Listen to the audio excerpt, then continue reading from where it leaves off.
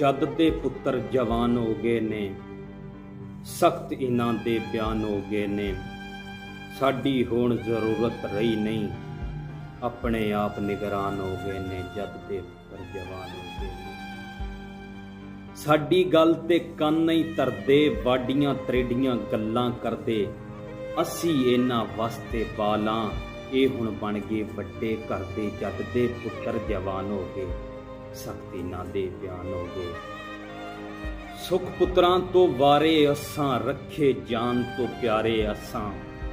अज पुत्रां दियां गल्लां सुन के वेखे त्रुटदे सारे असां। जद दे पुत्र जवान हो गए ने, सख्त इन्हां दे बयान हो गए। भुल्ली जांदे न प्यार साडा, क्यों लगदा ने भार साडा।